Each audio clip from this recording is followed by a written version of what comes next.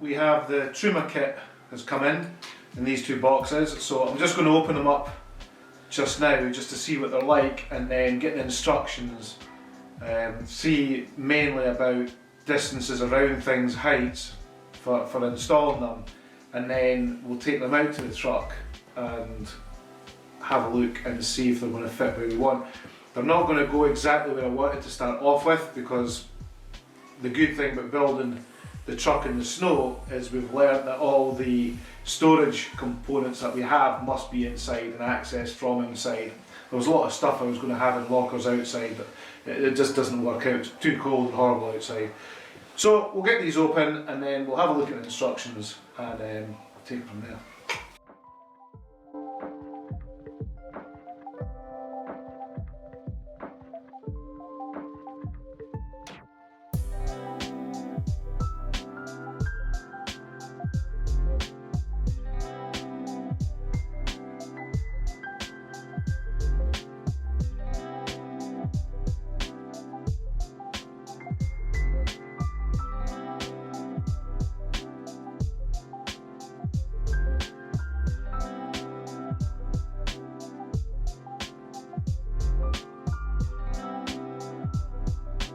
What you get in the box for the Truma Comfort. This is the air conditioning unit that we're going to be putting into the habitation pod. There's two reasons why we went for, well, there's three reasons really why we went for this unit. And one of the reasons is, one of the biggest reasons is an air conditioning unit, which is number one. And number two, it's actually a heating unit as well. It's got 1700 watts of heating. So it's a proper air conditioning unit, it's not just a cold unit. And this to me was a great advantage because we've got quite a big lithium system with the Victron solar panels. And that was to run the air conditioner at night for the boys in hot weather. It was really quite important for Layla and I to do that. And not only that, it gives us a bit of peace of mind because with the Truma D6E, which is the hot water and below air heating of diesel, if something was to go wrong with the diesel system, for whatever reason, if it was to freeze, very much doubt it very much where we're going, but if something was to happen, we do have an electric heater backup. So it does the cooling and the heating. So that is one of the main things. And then we've also got the Eberspacher, the night heater in the cab that can be altered to come through the crawl through. So there is three means of heating auxiliary, and then you've got the engine with the heater itself, which would take the chill off, but it's not going to do much in the habitation pod. So this is what you get in the box. Basically I think it looks like a couple of tie-down straps, tiny little screws. That'd probably be fine for a caravan. This must be the thermostat housing there. Instruction manual with two grids that you cut big holes in the bottom of your caravan or your truck and fit those grids on the outside. And a remote control with a little LED screen and two batteries.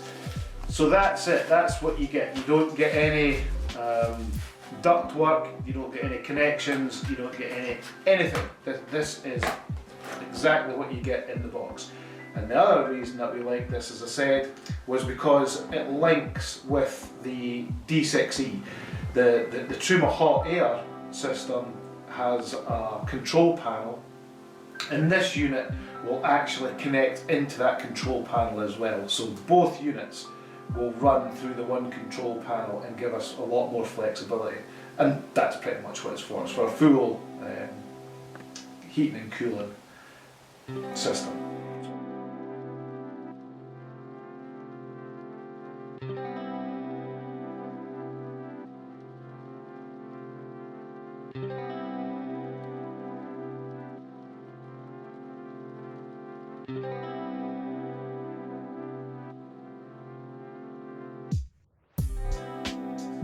So we'll now have a look at the D6E.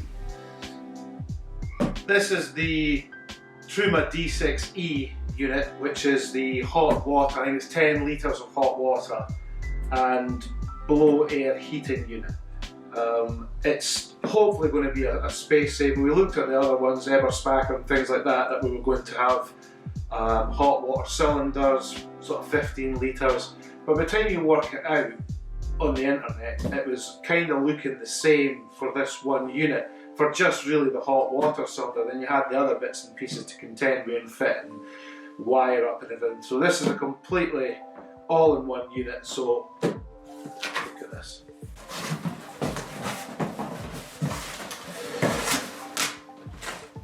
So a few bits and pieces in here.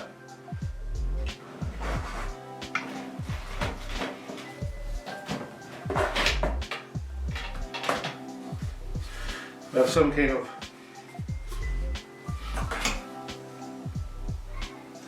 fan part.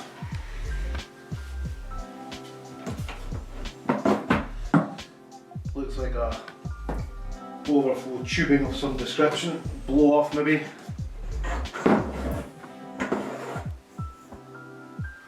Either that looks like an exhaust out.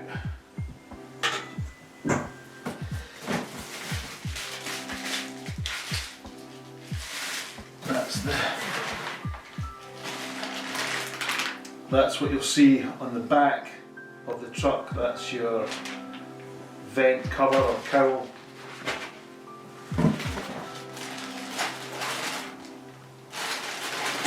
A bag of bits.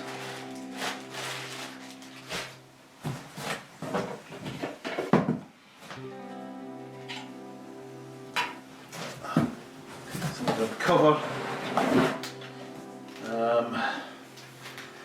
So that's obviously the wiring loom. I say wiring loom, there's like 2 wires in there.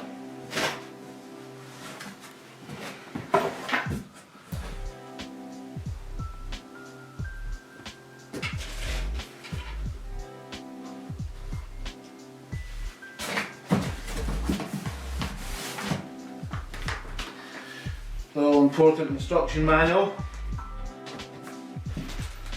There's lots of little baggies of things just all over the place.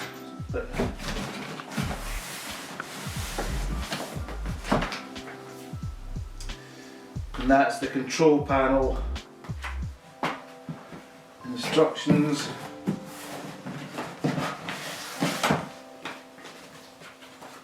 Warning stickers. That'll be the wire that you run to the control panel, I should imagine.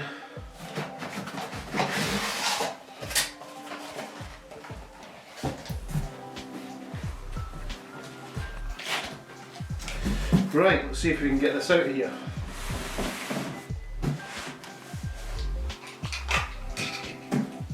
So this is everything that I got in my box. I'm going to say my box because I'm not convinced at the moment.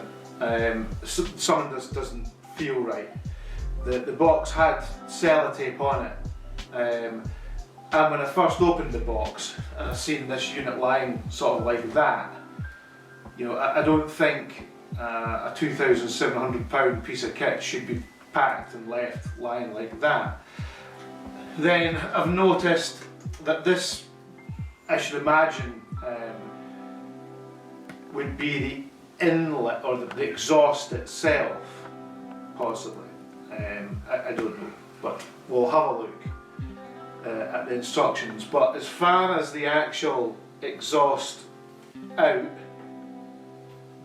and the air inlet in, from here, it's not in the pack. Not only that, this packet is open, as you can see, and in here the control panel consists of its PCB board flapping about in the air with a back plate like that clips on there, and one little screw. 1 second. I've got that one little bit wire there that's easy lost in a thing that's open, and one tiny little screw that there obviously needs to be 4. So I'll get in touch with where I purchased it from and a lot of the other stuff for the build. I haven't had any problems so far from them, but I will certainly have a look at the instructions, see what's not all in here, and I'll keep you updated.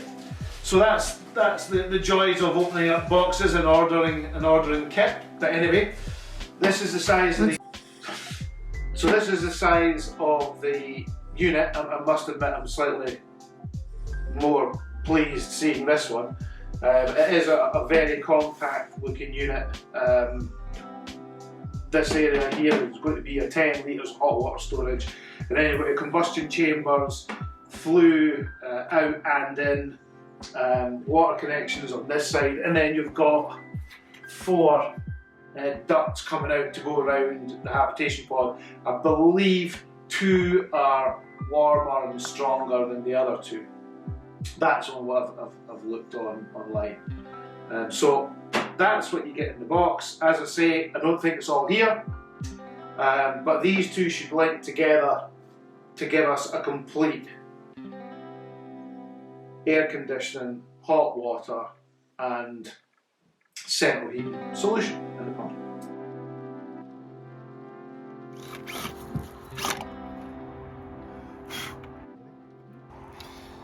What I've done is I've cut a template quite simply in a bit card. I just drew around the outside of the Truma. It's a square boiler flue really. It's the same as you would have in your house, where you have the combusted air coming out of the middle tube and the air from combustion coming in the outside tube. It's then got fans and things on the side, so it's quite a big installation, this one. But anyway, it is what it is. You'll see me doing that. But it's a rounded corners, which is a little bit more awkward, and it's not a lot of room. There's only 10mm between that and the actual finished edge right round with the screws in it. So I've got to be quite precise. So I thought I'd make this template up. The blue line round the outside is just a quick drawn line of the finished piece with the screw holes in it. And then what I've done is I've marked, or I've bored this 22mm speed bit through here, and I'm just putting it on the corners so I can line up the actual corner itself. And then all I'm doing is just putting a bit more than a simple mark on that one, but just to start really to show where I'm going.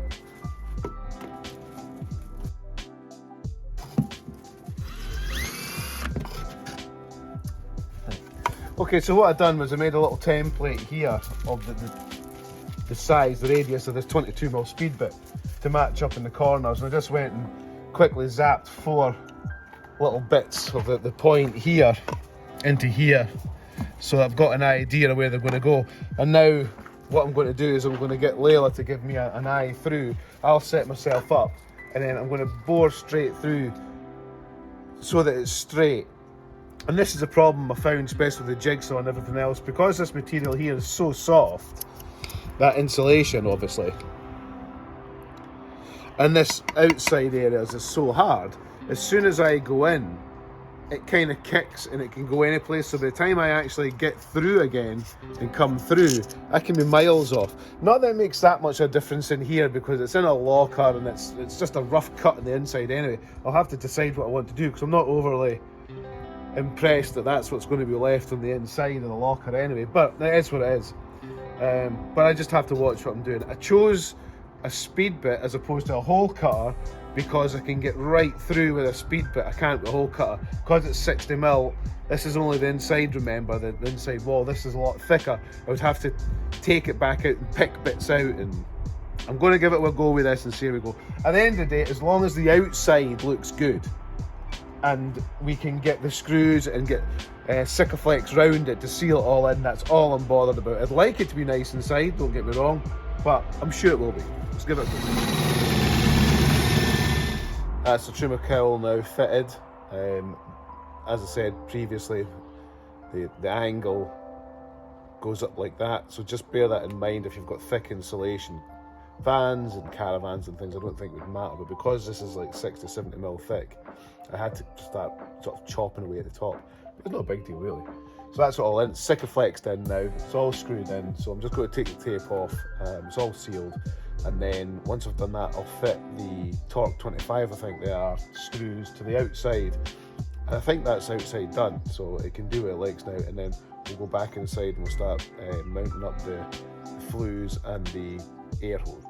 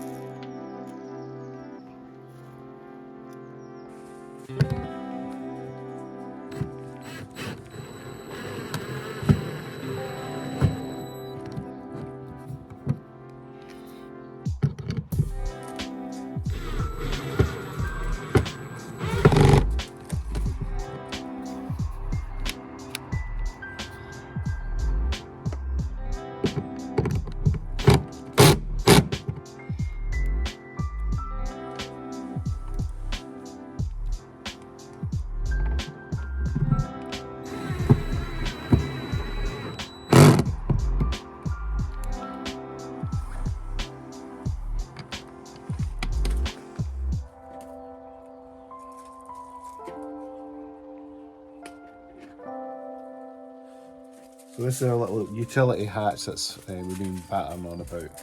That's the Truma flue fitted. You can better see the angle here now, how much it rises up. It's really quite a steep incline there, and the whole body's shaped like that, so it does, you can't just make a rectangle hole right through, you've got to take the hole up like that. So that's a fit, that's the Truma unit there. I've fitted a pretend board at the back there.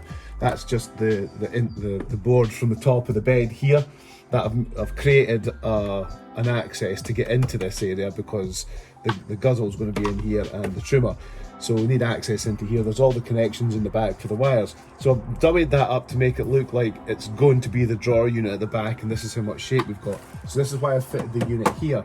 So what we're going to have now is the flue coming off and into the back, and then this pipe here, this little air pipe, I'm not 100% sure what it's for, from this one here down into the top of the unit there, and then we'll have our fuel pipe to the diesel tank and our coal there, all coming out. That just leaves then the ducting, and quite simply the bottom duct here will just run and go up and do the 2 bunk beds. This duct here will just nip over the top underneath the exhaust and go out into the main body, a hole just bored in there. And then the other 2 go along the back wall. We'll be leaving a space 100mm. The drawer unit won't go right to the very end, we'll leave a space 100mm. The ducts will go through, and one will go into the toilet area, the hot one. By the way, the top ones here are hotter than the bottom ones. The top one will go into the toilet area, so we can use that as a drying room, and the bottom one again will go on the other side of the drawer unit. So we'll have the 2 ducts pretty close by, but it's such a small unit, it's going to heat up no problem with the insulation that we have anyway. And that's basically it, that's the installation.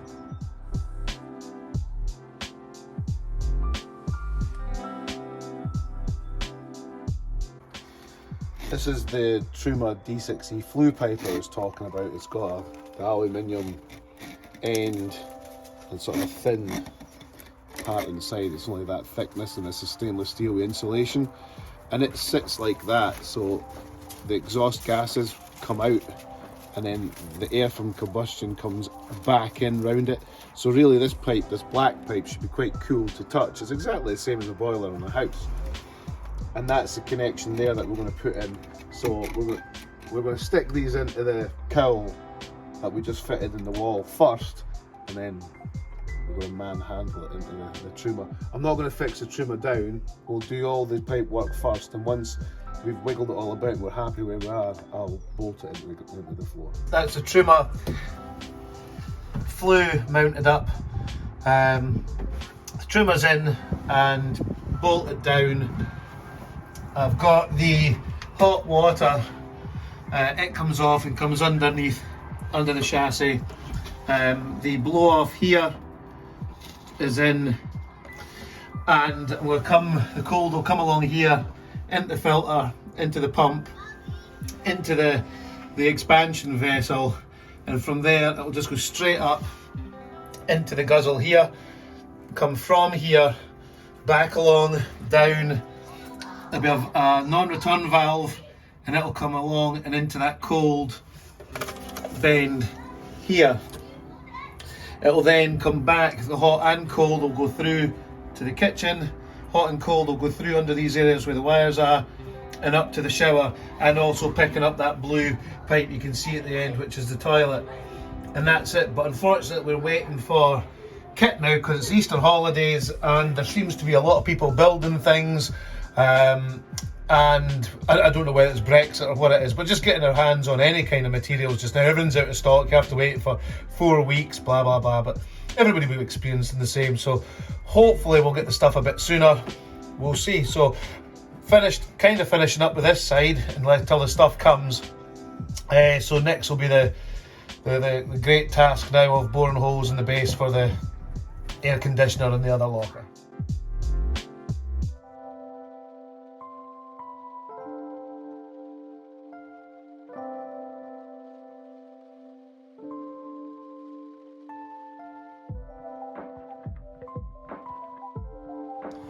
This is the hot air hose here that it's going to come. It comes from here and is bored and dropped down underneath. So what I'll do now is, before we don't have the pipe for connecting this up, but we'll nip down underneath now and cut that off.